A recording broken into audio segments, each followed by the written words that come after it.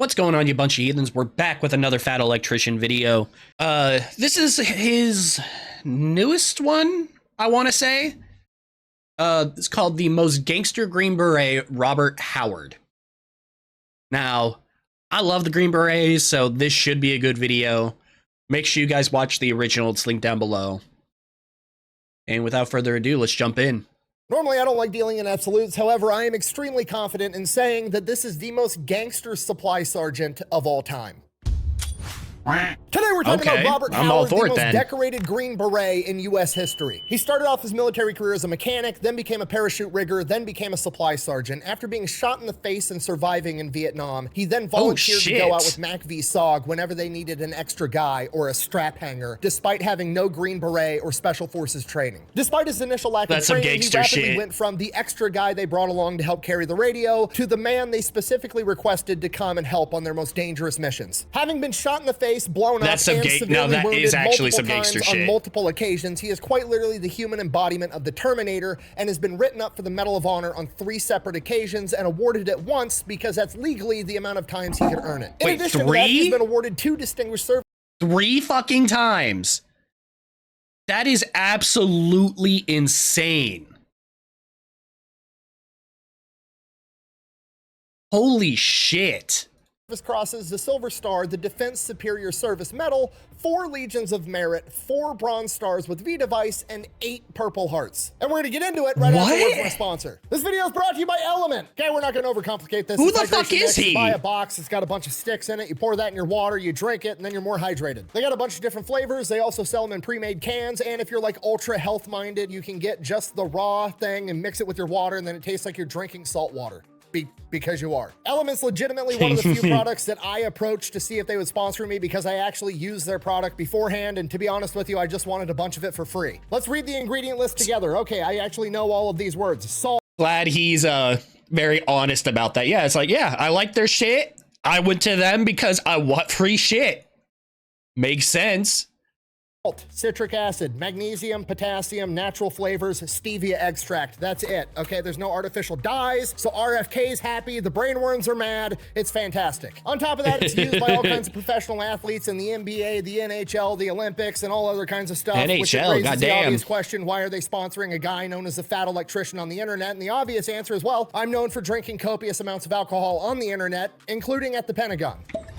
That's so cool. I gotta rewatch this episode. Better knowing how much paperwork went into getting first one to finish a White Claw on the Pentagon. To be completely honest with you, Element is... I love it. He was single-minded in that shit. And by the time he said it, his friends realized what he was doing. It's just, probably the only reason me and the boys over at the Unsubscribed podcast were able to finish our last live tour, because I don't think we would have made it to all the venues without it. So yeah, if you want to give it a try, head over to DrinkElement/Fat Electrician. Doesn't matter if you're an old customer or a new customer, you're going to get a free sample pack with your order. Let's get back to the video. Oh, what does that do then? The story begins on July 11th, 1939, when Robert Howard is born in Opelika, Alabama. When he's 4 years old, his dad is drafted to go off and fight in World War II in the Pacific, and when Dad comes back, he suffers from what I can only describe as undiagnosed PTSD and has a crippling alcohol problem. From there, Dad works at the local cab company for the rest of Robert's childhood, and he grows up dirt poor in Opelika, Alabama, with his dad, his mom, his grandmother, and his 6 younger siblings. The only early childhood memory that he ever talks about was when he was young. He finally got a new pair of shoes, which was a big deal for a poor kid in the 1940s, and 5 high school bullies were trying to take his shoes, and for the first week they would chase him from the bus all the way to his house, but he would always outrun them and never get caught and got to keep his shoes.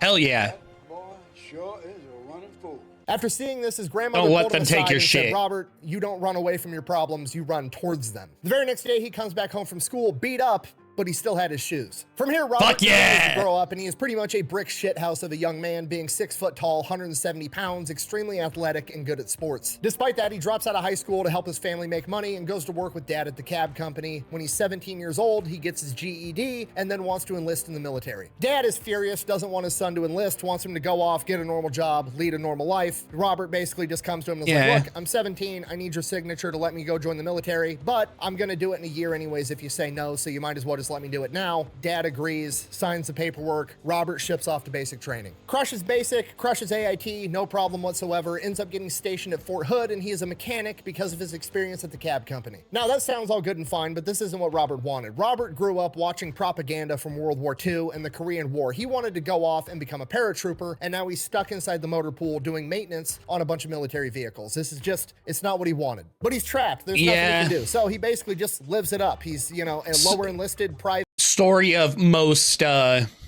a story of most people who fucking join the military. Oh yeah, I want to do cool guy shit. Proceeds to be an underpaid janitor. Almost said overpaid. Overqualified maybe, but still.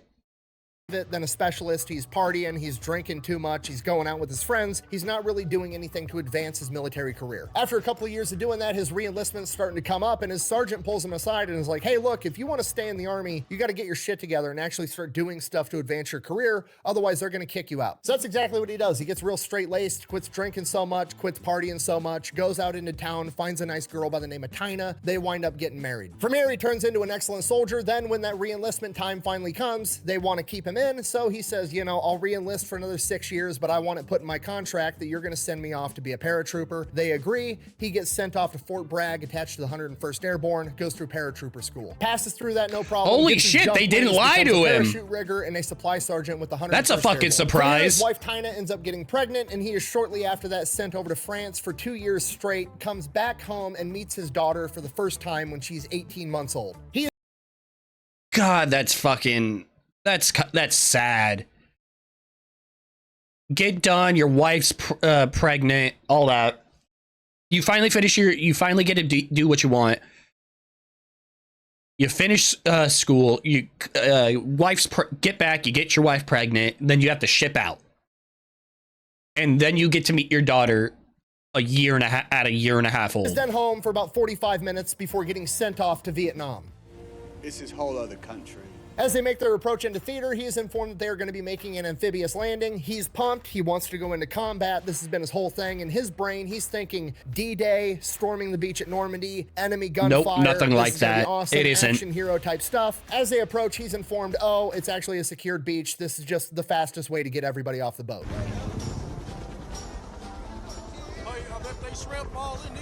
So, not the excitement he was looking for, but whatever. They pull up in the Higgins boat, they drop the hatch door, he's told that they're on the beach, he steps off, full of all of his gear, 120 pounds worth of shit. He then sinks 12 feet to the ocean floor and almost drowns. From here, it's 6 weeks of just moving closer and closer towards combat, and it's just a giant nothing burger. Nothing ever happens, they're just driving the trucks closer, marching, getting to where the actual combat is. As they get closer, things start to escalate. Sometimes there's, you know, incoming mortars, sometimes there's enemy sniper fire, but really it's just kind of boring. Nothing ever happens, never sees any bad guys, nothing. And then one day they get ambushed. Most military careers. It's a giant clusterfuck. His officer in charge is kind of like panicking, doesn't know what to do. He's froze up, not giving any orders. Howard runs up to him and is like, what are we doing? What's the plan?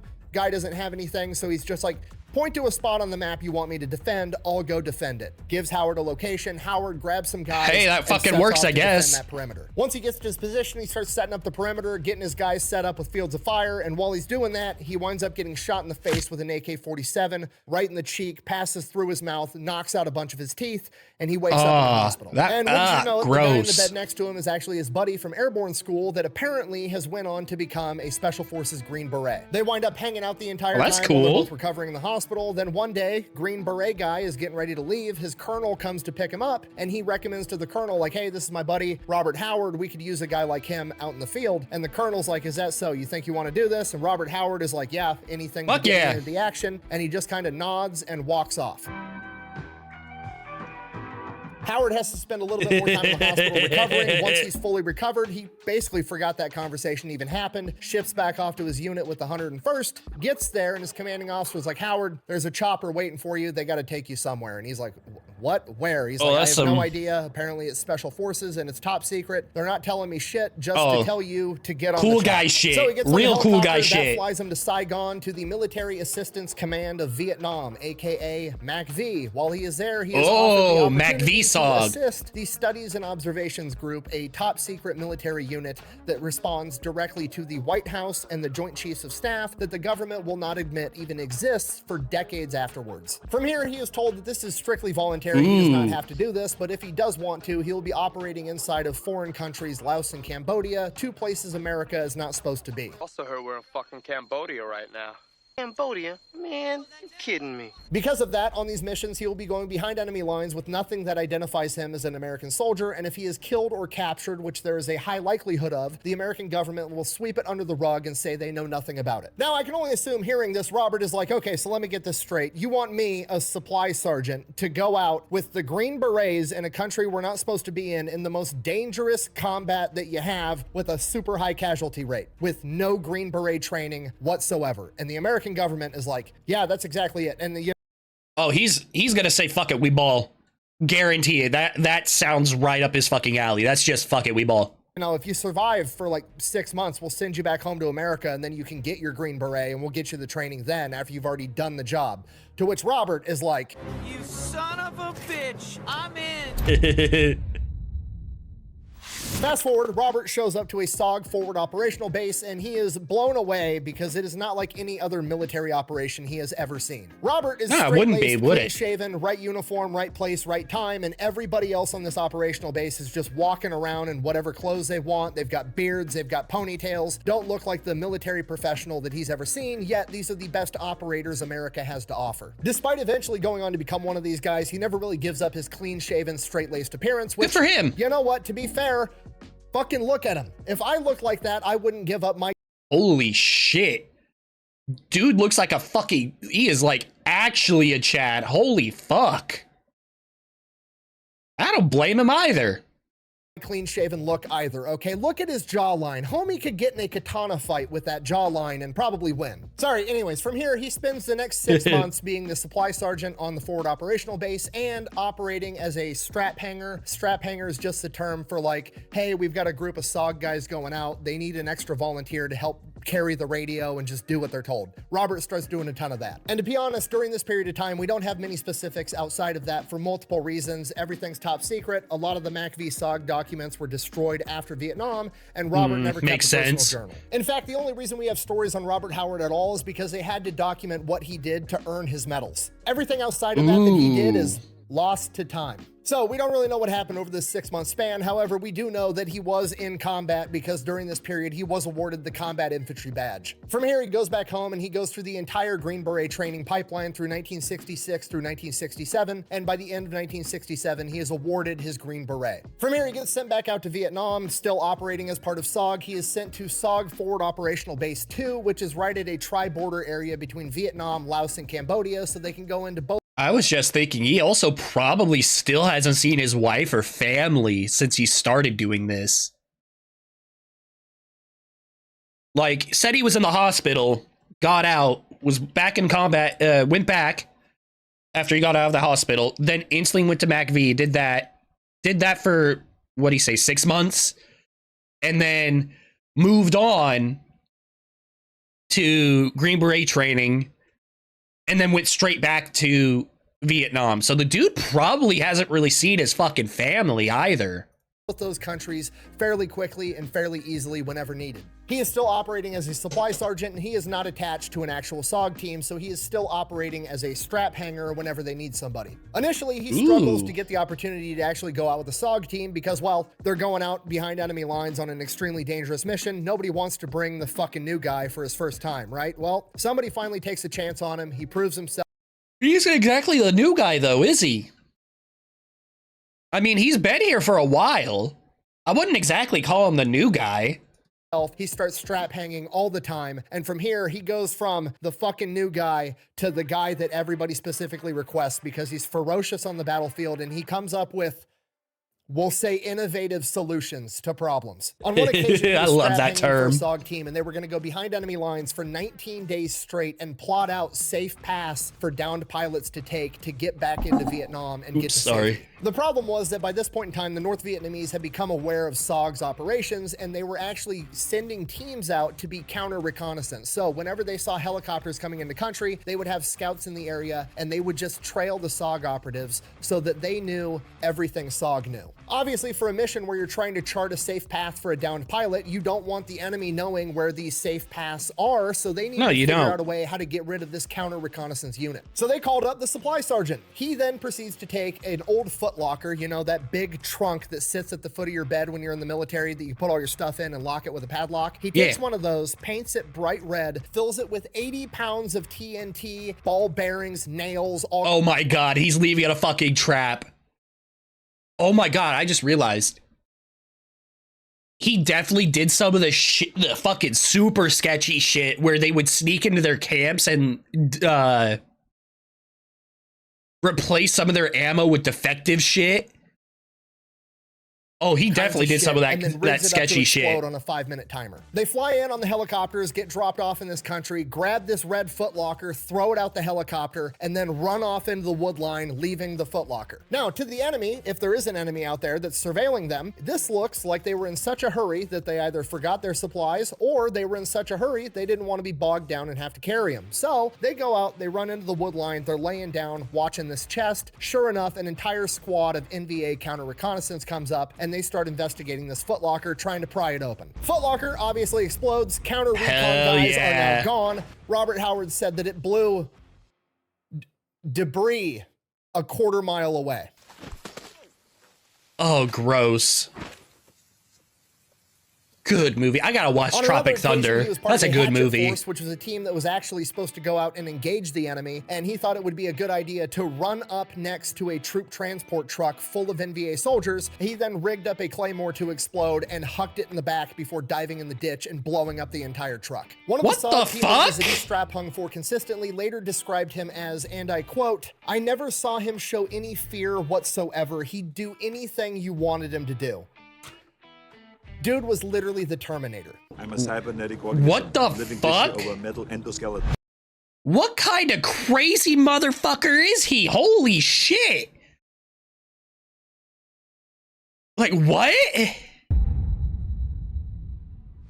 All right, late October 1967, Howard volunteers to strap hang for a recon mission. Super straightforward mission. There's a river. Next to that river, there's a trail that the NVA is well known for using. Military intelligence figures there's got to be a communication line strung right along that trail so they can communicate. They want them to go in, super sneaky, attach something onto this wire so they're going to be able to listen to all their communications and then get out. So they go out on this mission. Everything's going great. They make it to where this river is. They're looking for the communication wire, and they come up on an enormous enemy cache of supplies, food, there's 1,000 rounds of recoilless rocket ammunition, and a ton of small arms ammo. They figure they got to do something about this, but they're a small recon element. They're not going to be able to take this out by themselves, so they radio back into headquarters. Headquarters agrees they need to get rid of it, so they send in an entire hatchet force, which is like 30 to 60 guys that are meant to actually engage the enemy. They go, they link up with the hatchet force, they bring them to the cache, and while they're making their way to this enemy cache, they get ambushed. A concealed enemy machine gun position unconceals itself, starts opening fire on Howard and all of his men. Howard dons his plot armor and rushes the machine gun nest by himself, gets to the mouth of it, and drops all 4 men inside of this nest. While that was happening, another enemy machine gun nest unconcealed itself unbeknownst to Howard, and as soon as he clears the first one, he blacks out. Ooh. He got lit up by that second machine gun nest, and when he comes to, he's shot through his left shoulder, he's got a broken clavicle, and he's got blood all over his face. He was just shot in the face again. In hindsight, he thinks it was a ricochet because it didn't penetrate his actual skull. Regardless, he's not doing that great. So yeah, that still ain't waits good. For the medic to come help him out. No, I'm just kidding. He starts crawling towards the other enemy machine gun nest after being shot, and he starts making his way there, and then he starts taking fairly accurate fire from an enemy marksman off in the distance, grabs his car. Nick really wasn't fucking kidding when he said he's the Terminator, huh? Dude just got shot to shit. For the second time in his life, he's been also shot in the face again. And he didn't sit there. He still Oh my god. R-15, returns fire, kills that guy, continues crawling to the enemy machine gun nest, gets right up to the mouth of it, and hits it with a grenade. From here, he runs back to his men, makes it to cover, and they start getting lit up by that first machine gun nest all over again. More bad guys have spawned from the jungle and manned this gun all over again. Made a mistake, left the machine gun operable, not about to make that mistake again. Looks to one of his men, says, give me that rocket launcher, hands Bob the rocket launcher. Bob pops up out of the ditch, fires a rocket launcher directly at this nest, blows the entire thing up. From here, the hatchet force and everybody else moves in, they burn all the food, they blow up all the ammunition, they exfil, they get extracted by helicopter, Bob gets sent off to the hospital. Bob gets patched up at the hospital, gets out of the hospital, gets in a helicopter, they fly him to MACV-SOG headquarters with one other guy that was there that apparently did exceptional things in the battle as well, and they go into a meeting with we don't know who he is. Four-star general that is in command of all of SOG. Westmoreland then sits him down, tells him that was one of the biggest enemy caches they've ever found, and that this mission was an enormous success, and both of them performed incredibly, and basically does like the Godfather Mafia move of like, I owe you one, what do you guys want? First guy tells General Westmoreland he wants to get commissioned as an officer and go off to flight school because he wants to be a pilot. General Westmoreland's like, done. Turns to Howard, what do you want?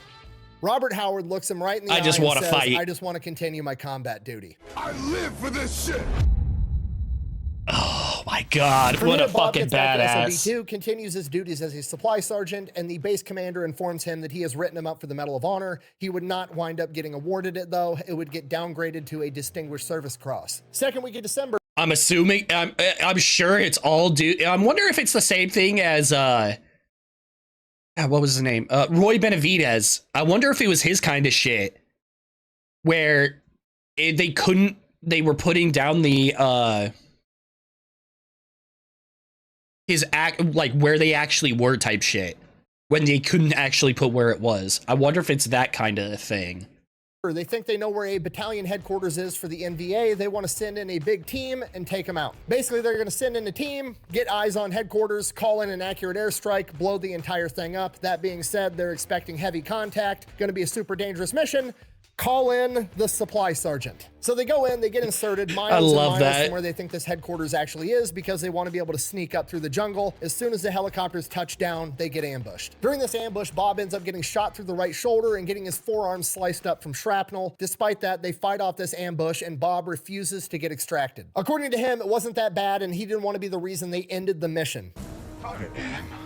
A machine. From here, damn right he is. Holy fuck. With shrapnel and getting attacked by an ambush, they then proceed to walk 2 days through the jungle to get to where they think this battalion headquarters is. So Bob and the other 9 guys in this 10-man element make it to where they think it's at. The headquarters is there. They start observing, they're looking around, they're seeing what's going on, they're watching everybody, you know, getting intel. And they come to the realization, this isn't 1 battalion, it's 2. It is now 1,000 versus 10. But that's okay, it's not a big deal. I like those odds. They're not trying to engage the enemy in a 10 versus 1,000 battle. They're just there to call in the airstrike, which is exactly what they do. They call in the airstrike. A bunch of enemy soldiers take off running into the wood line, abandoning their HQ. They blow the HQ all to shit, at which point the airstrike is done and Bob's looking around like, they fucking missed some. So Bob goes in there, brings the other 9 guys with him, and they burn down all the rest of the buildings and tents and blow up the rest of the supplies. Then they hightail God, that's some B shit. Just they fucking missed. They run into a bunch of the soldiers that had abandoned their HQ, and they adopt a defensive position, get in a huge firefight. Over the course of this firefight, Howard and other estimates say somewhere between 30 and 40 NVA were killed. Helicopters show up to pick them up. Everybody starts boarding the plane, and wouldn't you know it, Bob, aka the only guy that's been fucking shot and blown up, is the last one to get on the helicopter. A few days later, on December 10th, Bob would be awarded the Bronze Star with V device for his actions during this mission. Dad's a badass. Ooh, did we finally get to see his family again? On SOB2, continues going out on strap hanger missions. Like I said earlier, we don't really know the details of every single mission because all the documents were destroyed, and we only know the accounts of the missions where he earned a major medal. Yeah, which is kind of a... kind of a fucking sad. It's kind of sucks that we don't actually know. Like, we know he's the most like gangster and like decorated and whatnot, but it just sucks that we don't actually know what he actually did, unless it had to do with one of those. You know? Next of which would come on May 14th, 1968. He goes out on a mission. They wind up getting ambushed. During the battle, Bob gets shot in the left shoulder, the right leg, and he gets blown up and has shrapnel all over him. Despite that, none of it pierces the plot armor. He continues to fight through the ambush. After the ambush is over, he gets plot armor is right and sent back to the field hospital. His wounds are too serious for the field hospital, so they have to send him to Japan to a specialized hospital against his will. He recovers in Japan until he's stable enough for the flight back home to America. He is then sent to Fort Bragg. While in Fort Bragg recovering, his wife comes up from Texas with his daughters, and they're living in temporary housing. Oh, and daughters. one day he gets notified that he has to come to some awards. Daughters. So he has more than one now. Huh.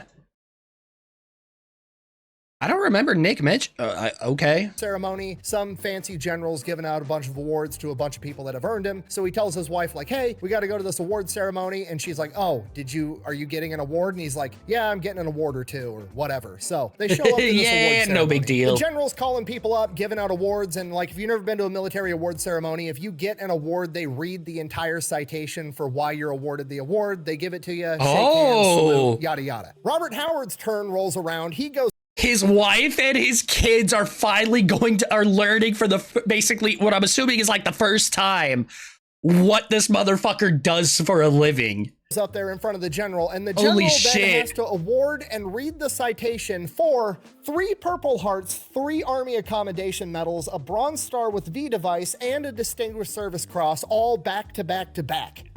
Oh, is that it? It's like a 45-minute affair of a general just reading to a crowd of people the stories of Bob basically being the main character. And the entire time, presumably his wife and daughters are sitting in the crowd like, I had no idea I was married to fucking Rambo.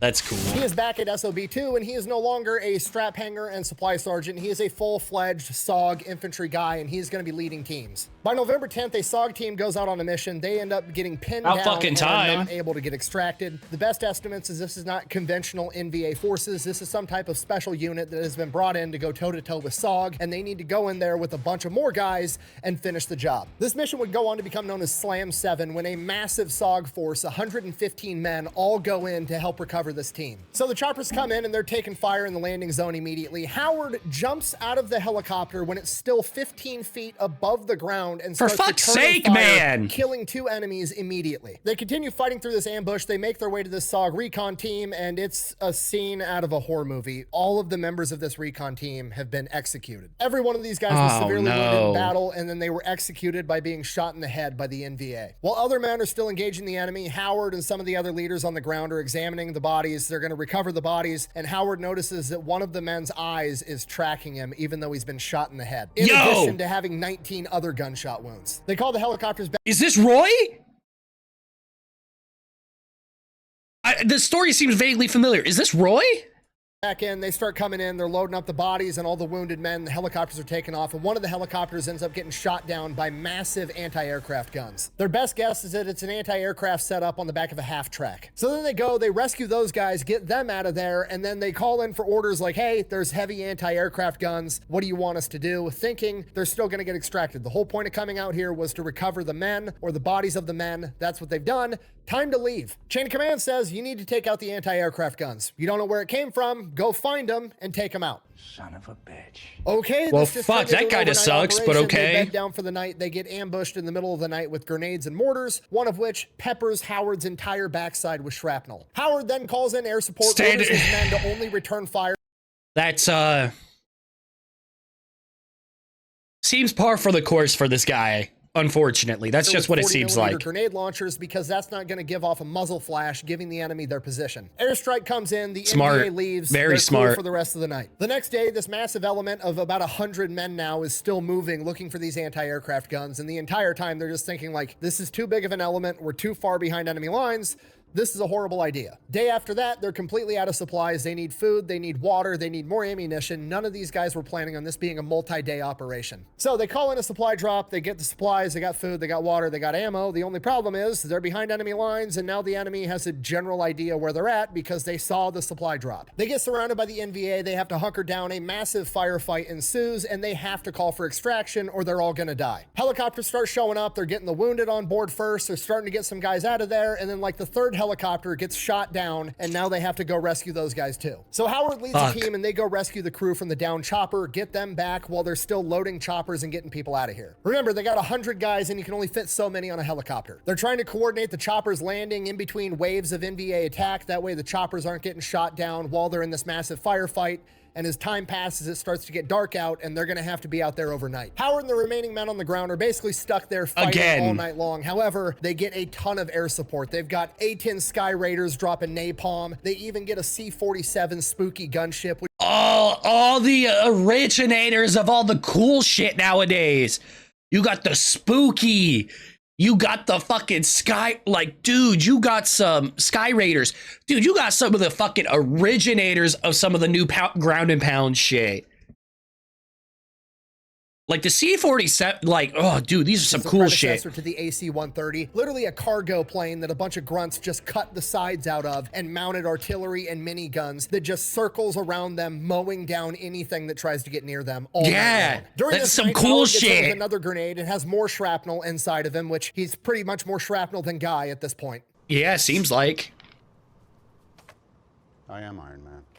Fuck yeah! Finally, the morning comes around. It's foggy as shit out. The battle's died down. It's really looking like they're going to make it out of this alive. And through the fog, there's two silhouettes coming towards them with their hands in the air, and it's two NVA soldiers. Howard and the commanding officer both yell, "Don't shoot," because if they're surrendering, we want to take them in for intel, because very few NVA soldiers have been captured to gain intel. Unfortunately, with this massive SOG element, there was a large contingency of indigenous people that were fighting alongside SOG, and those guys did not listen and shot both of them immediately. At this point, Howard's pissed, the commanding officer's pissed off, and they're just like, fuck. They're waiting on the choppers to come, and after a couple of minutes, another silhouette comes walking forward with his hands up. It's another NVA trying to surrender, and before anybody can react, Howard jumps up and sprints at the guy and literally picks him off.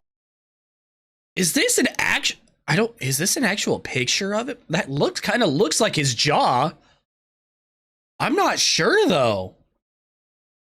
Off the ground, throws him down, makes sure he doesn't have anything on him, and then I think that's him, because that looks like a jaw, and there's a scar from where he would have been shot.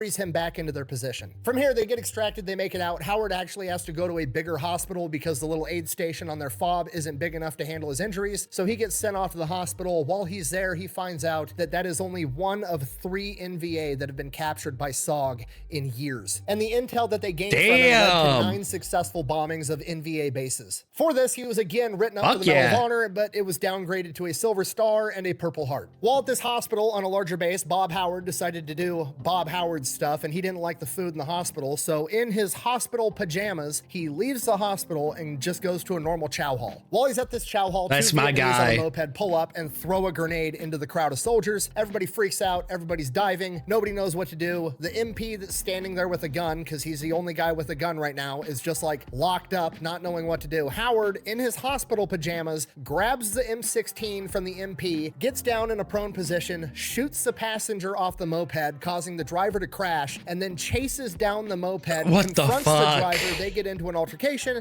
and he shoots that guy too. He then my guy, what the fuck are you doing? Back to the MP and finishes his lunch.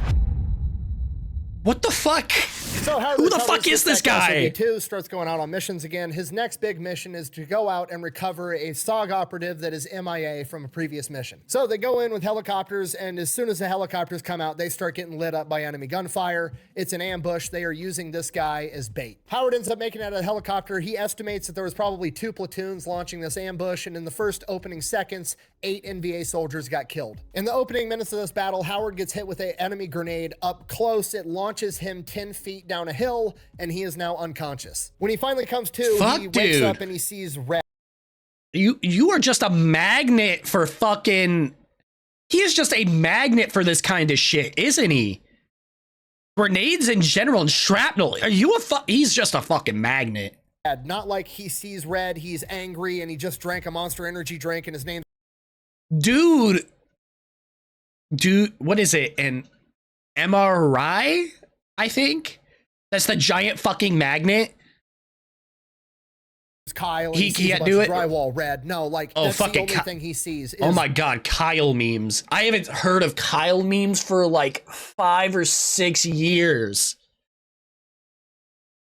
I haven't seen a Kyle meme for like 5 or 6 years when I was deep in the iFunny rabbit hole. I think I still have iFunny downloaded on my fucking phone. I just never get on it. Let me check really quick. Maybe not. I don't. I think I got rid of it. I got rid of it a year or two ago because I stopped getting on it because all I thought was there's too much fucking negativity on it. And I was like, fuck it, I gotta get the fuck off this. The color red, and for a minute, he freaks out thinking he's been blinded. He still hears gunshots and explosions going off all around him. All hell's breaking loose. He has... Like, that's why I still have Twitter on my phone, but I moved it to a second page, because usually all the main apps that I use are on my first page, and then everything else are in separated folders for, like, social media and whatnot in my second page. And I have everything set. I have that one. I moved. I used to doom scroll Twitter way too much. Like, usually it'd be like, okay, I'm on YouTube. Okay, I need to go to bed. Scroll, close out of YouTube, get on Twitter, doom scroll that for like an hour and a half before finally getting off. Like, very bad. I very rarely get on Twitter nowadays.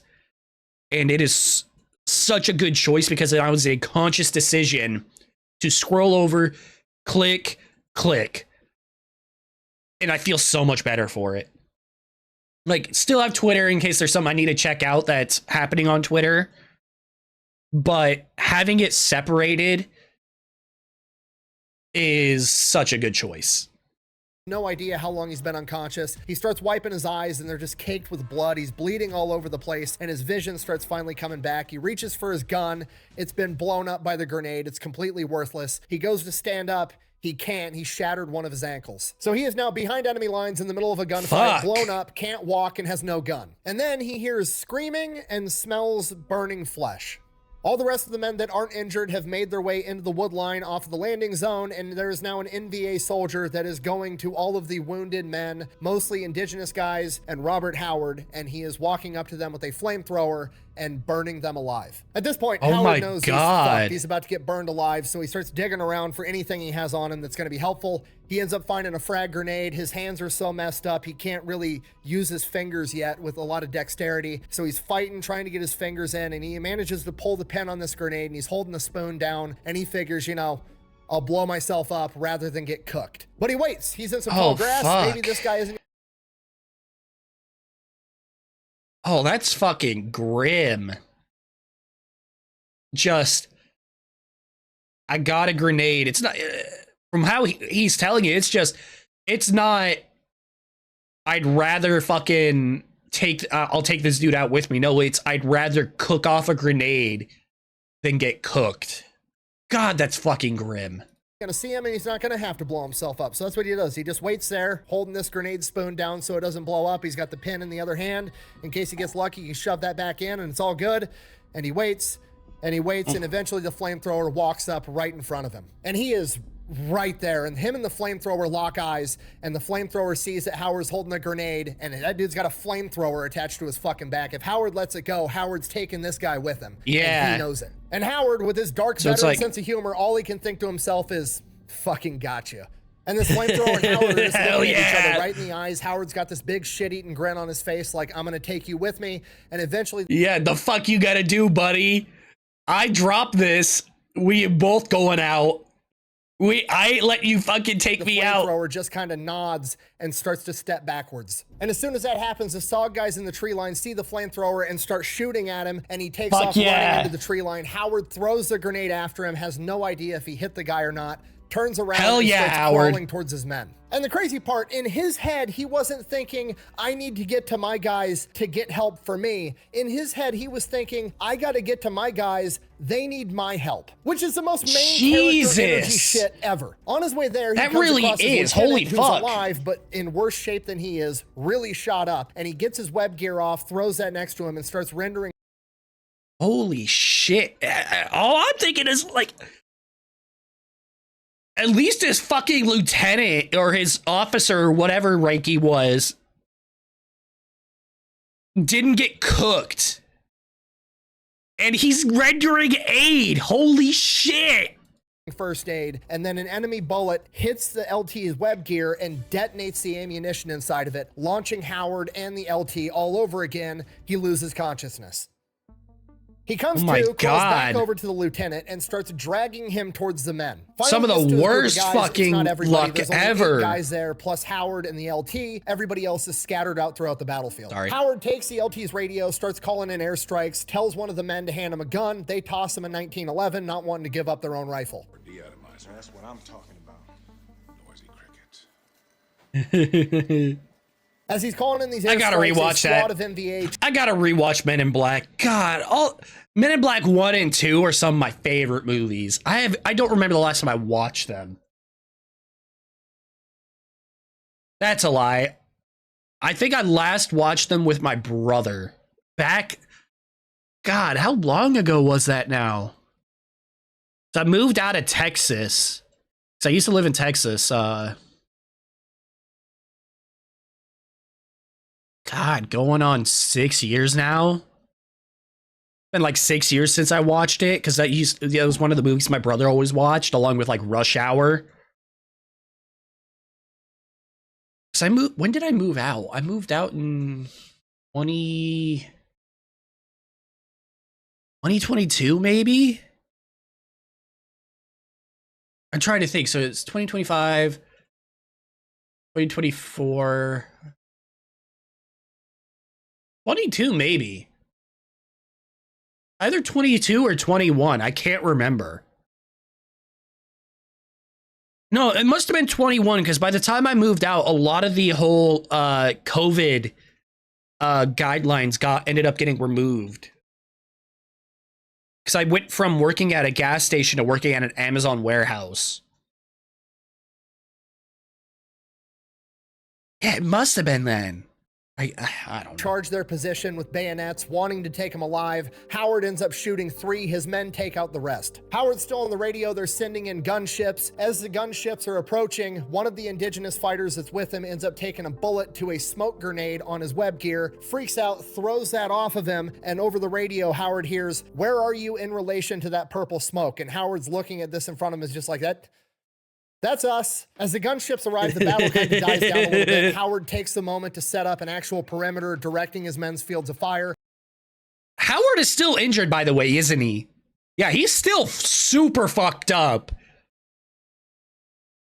God, either he has morphine or his adrenaline, or he is going to crash really soon. And he's sending runners out to other small groups of SOG guys that got separated, and he gets everybody on the ground consolidated. He now has about 30 men. From here, Howard asks the medic how his lieutenant's doing. The medic says he's doing everything he can. Okay, so yes, he doesn't think LT. he's gonna make it, to which Howard replies, and I quote, "Make him make it." Howard then brings in all the able-bodied men that he has them consolidated. Damn right. And then pretty much just tells them how it is. We're not moving anymore. We're going to stay right here. You're going to fight or you're going to die. And if you try to run, I will shoot you myself. Everyone fights. Nobody Ooh, lives. fuck. If you don't do your job, I'll shoot you. He then directs his men where to place claymores and asks his men if anybody has strobe lights, collects all the strobe lights that they have, and crawls around their perimeter and places the strobe lights in place before crawling back to the center to man the radio. Once back at the radio, he tells headquarters that his perimeter is marked and they need to shoot pretty much everywhere that isn't inside of this triangle. They tell him the Huey gunship is 15 minutes out. He doesn't have 15 minutes. The NVA just launched another major attack. The only thing they have right now is a Cessna 01 Bird Dog circling overhead, mostly there to help coordinate airstrikes, but it does have 4 white phosphorus rockets on board. It's not a lot, but it's better than nothing. Robert Damn right it is. Where to fire these also rockets. some cool shit. Fire the 4 white phosphorus rockets and repel this wave of the attack. The 01 Bird Dog pilot then radios down to Robert, "That's all we've got," to which Robert replies, "You got an M16 up there?" And they're like, "Yeah." He goes, "Fly by and drop it off. I need one." So now at least he's got a gun and he's got to survive another 10 minutes before the Huey gunships get there. NVA launches another attack. This time they're trying to come through a creek bed. Robert directs his men to use 40mm grenades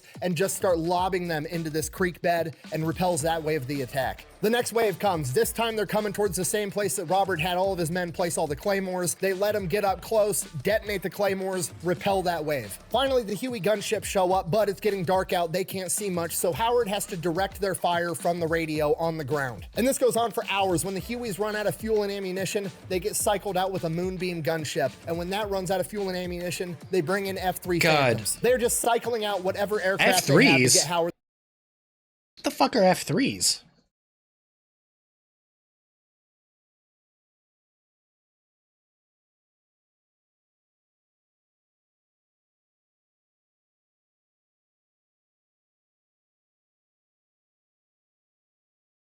Yeah, F3 Phantom.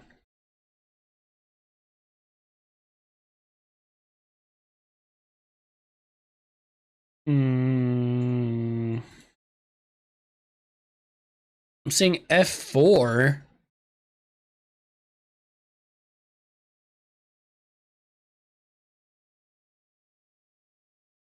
I'm assuming you meant F4s.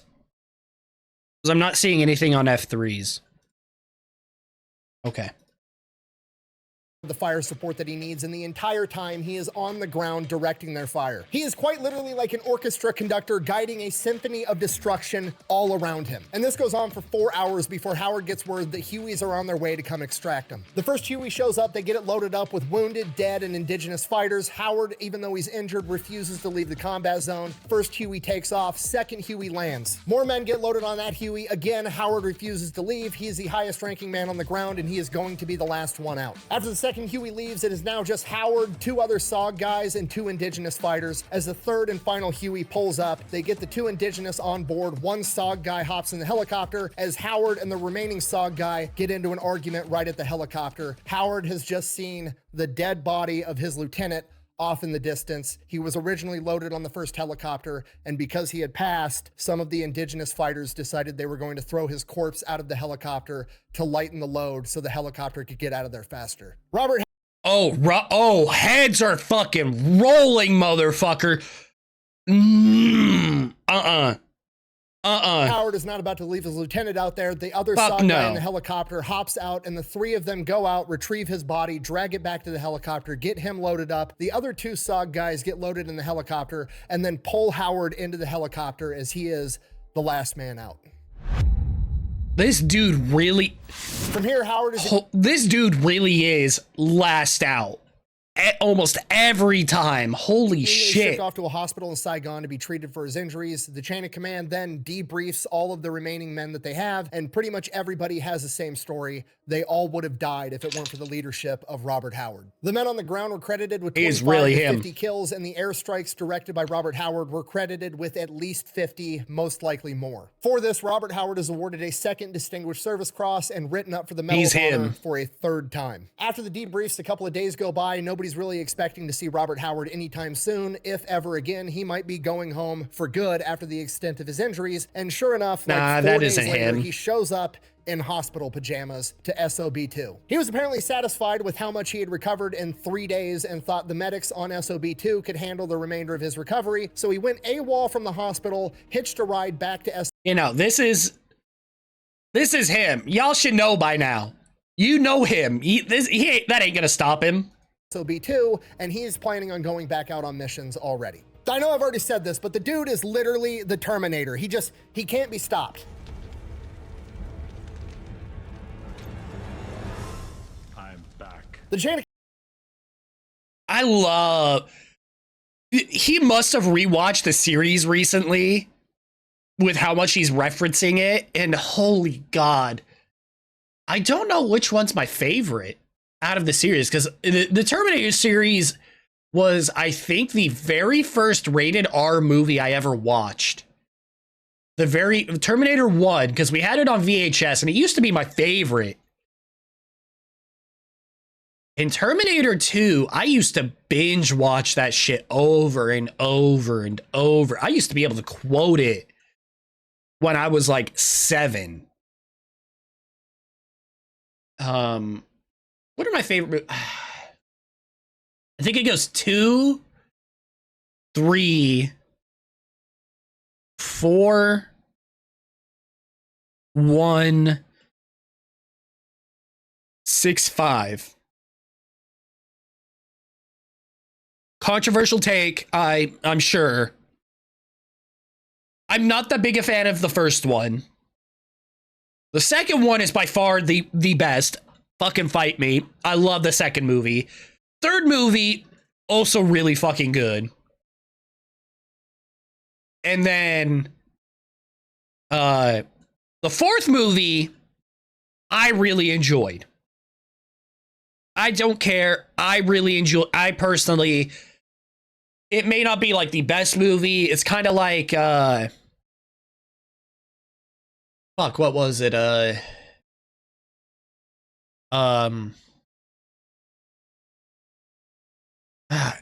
Trying to think. Like Suicide Squad 2015. No one liked it. And I'm sitting here like, I enjoyed the movie. Is it a bad movie? Yeah, it's fairly bad. Do I enjoy it? Fuck yeah, I do. People really hate Jared Leto as the Joker. I'm just sitting here like, I appreciate his take on the Joker. I'm sorry, I really do. I like his Joker. It's a different... Each Joker has a different feel. I enjoyed his Joker. Hate me all you want. But still, the fourth movie was pretty fucking good. I know a lot of people didn't like it. I really enjoyed the feel of it. You got to actually be in the apocalypse side of it. Then the fifth movie was just, and then the first movie, I don't know what it is. It's some with it didn't vibe with me. The fifth movie, Genesis, is absolute horrendous. I did not like it. It was so needlessly complicated. The actor, John, was it Reese? Kyle Reese. I wasn't a fan of, the actor himself was fine. It's just, he didn't feel like Kyle Reese to me. You know? Like Kyle Reese was the guy. And then to find out, oh no, John got replaced or taken over. The whole thing was kind of weird. Dark Fate, though, was fairly decent. I actually kind of enjoyed it. The whole, oh, she's not a cyborg, she's not a Terminator, but she might as well have been. Admittedly, not the biggest fan of getting away from Sarah Connor, the whole Sarah Connor thing and this new chick. That's whatever. I mean, the whole thing with Terminator is time travel so it can change shit, but whatever. How the fuck did we get here? Oh, it's because he keeps constantly using the Terminator shit. Okay. I don't know why I went on that fucking rant, but here we are. Let's get back to the show. Command is like, look, Bob, look, you're hurt. You're recommended for the Medal of Honor. You're not going out on missions. You're going to be the training NCO and whoop everybody else into shape because you obviously know exactly what you're doing. So he spends the rest of his deployment being the training NCO. I mean, that works, I guess. Operatives going out on missions, and apparently he was a complete hard ass. He had all of his guys out on the highway in Khartoum running to be in shape, and they're like, the base has been attacked before. We're going to get attacked while we're out here jogging. This isn't a good idea. Bob didn't really care, didn't listen. And then one time they take some indirect sniper fire. Nobody got hurt. And surely at this point, Bob's going to reconsider. There's not going to be more jogging along the highway. Nah, Bob just orders that they all start jogging with loaded guns. Bob finishes up the remainder of his deployment. Then he is... That is some gangster shit. Holy fuck. Basically voluntold that he's going to go off to become an officer. So he goes back home to the States and has to go through the officer's training course with literally new guys fresh out of college. You're out. Doyle rules. Which is hilarious. Oh, Could God. you imagine being some 23-year-old kid that's got a 4-year degree from college and now you're in officer training school to be an infantry officer and you're in the same class as Bob fucking Howard, the term. Dude, that must be like, I don't even know. Like, that's so insane. It's like, yeah, you got to be an officer, so you got to go to OCS. I got to go sit with the babies? Holy crap. Terminator who's got 2 distinguished service crosses and like 5 purple hearts at this point. Even worse, could you imagine being this guy's instructor tasked with teaching him how to be an infantry officer? Obviously, he passes officer candidate school with flying colors. From here, they ship him off. That fucking trainer must have been like, dude, if I were that trainer, I'd be like, dude, you obviously know what you're doing. You're just here because you were told to be. you're good. I'm not gonna fucking hard ass you too much. I ain't fucking with with this dude of all things. To Ranger School, which is one of the hardest programs in any military branch ever. He basically walks through it back. Oh, Ranger School. Well, yeah, I know Green Berets pull from everywhere, but a lot of the times people go Rangers, then Berets, and then maybe Delta. Nowadays, at least, or like Rangers to Delta or Berets to Delta. I don't think I've ever heard of a Beret into Rangers. Maybe. I'm not positive, though. And graduates as the distinguished honor graduate, meaning he was literally the best guy in the entire class, which is super impressive regardless, but it's absolutely insane that Bob Howard was able to be the best guy in the entire cycle of Ranger School, despite having been blown up, shot multiple times, all the shit he's been through. And not that much of a surprise if we know who he is. Smoking all these new recruits. After that, he goes to some other leadership school. Then they send him off to Jungle Warfare School. Of all the schools he apparently needs to go. Huh. The dude who... I'm not going to say anything. I'm really not. They send him to Jungle Warfare School. After that, they send his ass back to Vietnam, to Khartoum, to SOB2. And the crazy part, he's pumped. He wants to get back and start going out on missions. He gets there. He's told that he's still waiting for the Medal of Honor. They're not going to be sending him out on missions. He's going to resume his role as training all of the new guys. From here, he does a great job. He knows when a guy's ready to lead the team. I don't think he probably wasn't the happiest with that, but he probably just accepted it. And hey, I get to make sure that these guys actually will come back. He knows when a guy isn't. He's training these guys, toughening them up, getting them ready. Sometimes he takes it a little bit too far. There was one time he loaded shotgun shells with rock salt and was shooting it at people. It was Vietnam. It was a different time. Oh my God, that's what, Major Pain?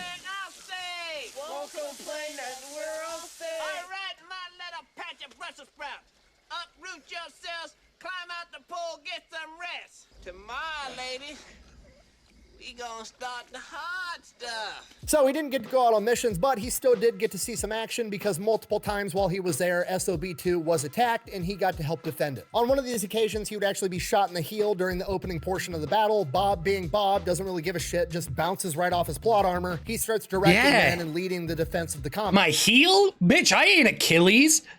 You're gonna have to do a bit more than that. And as he's doing his thing, some specialist comes running up to him and is like, Bob, you got a phone call. And he's like, motherfucker, I'm kind of busy right now. We're defending the compound. And he's like, but it's General Westmoreland. And he's like, what does he want? I mean, does he know that we're under attack right now? What's the deal? He goes, no, but he wants to talk to you. You need to go talk to him right now. So he's like, fuck, okay. So he limps across the base. Why not? Shot in the heel, fuck it.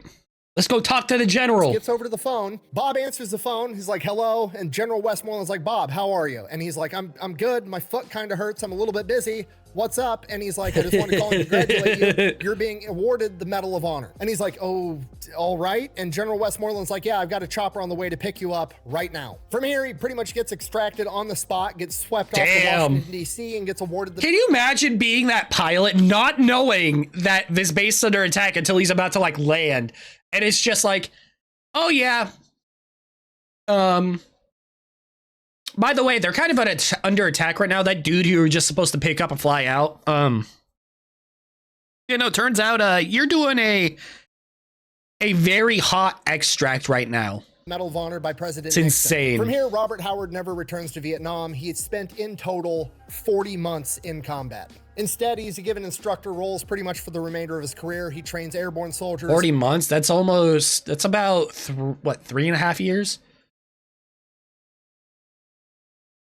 A little, like 2 months less than 3.5. He's an instructor at Ranger School, all kinds of stuff. And while he almost certainly does miss going out and doing Robert Howard stuff, he also appreciates the opportunity to make up for lost time with his daughters. As tough and as crazy I'm glad he's able to do that. He treated those girls like little angels. And on one occasion, one of the teachers at the military school that they were attending decided that he was going to take his belt off and whip one of his daughters for being loud and disrespectful in class. Upon hearing this, Robert Howard then instructed his daughter to get in the car. They drove to the officer's house on base. He walked up to the front door, rang the doorbell, made his daughter apologize to the officer for being disruptive in class, and then sent his daughter back to the car, and then proceeded to beat the shit out of him on his own porch. He then— Fuck yeah!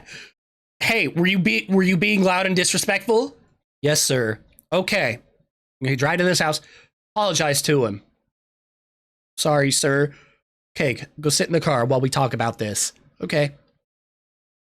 Beat his ass! No one hits my fucking kid! Oh, what a great dad. Dad moment. I don't know what he was actually like, but that's a great dad moment.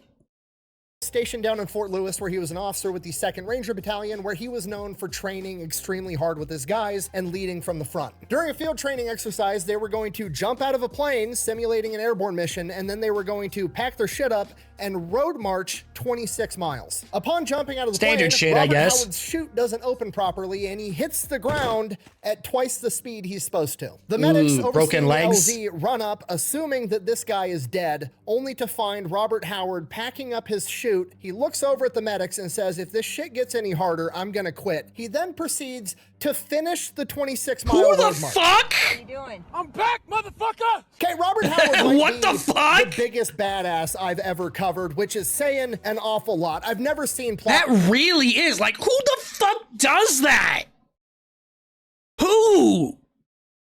armor this thick. It's absolutely insane. He continues to serve in the military in multiple roles until finally retiring in 1992 after 36 years in service at the rank of colonel. He would then pass away at the age of 70 in 2009, and that is a story of Robert Howard, the most gangster supply sergeant of all time, the most decorated Green Beret of all time, and quite literally I forgot. the human embodiment. He's a fucking supply sergeant. Terminator. Thank you for watching. Best way to support the channel is go buy some merch. God, what a beast. Fatalelectrician.com. Quack bang out.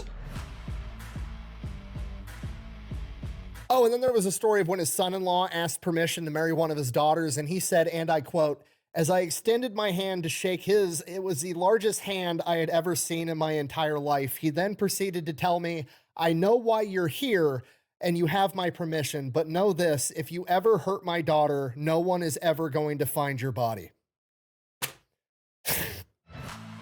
Oh my God. That is that's such a dad thing to do, but also, you know he means it. Oh, it's the largest hand, and he already knows why I'm here. And yes, you have my permission. Oh, that's so fucking good.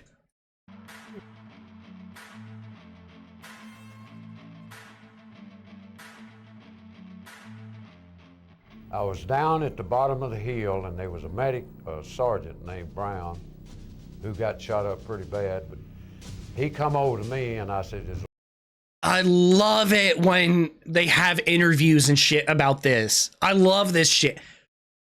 God, homie still got that jawline. "The lieutenant's still alive?" And he said, "Yes." He said, "We've got him down." He said, "I've got an IV in him, but I don't think he's going to make it." I said, "Make him make it."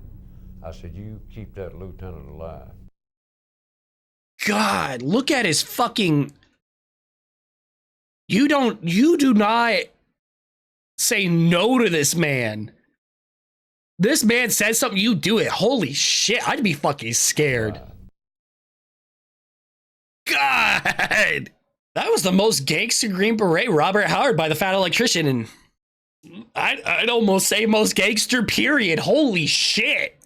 He really was. Make sure you guys watch the original. He fucking deserves it. So you guys like, comment, subscribe, all that shit. And until next time, take care of yourselves. See ya.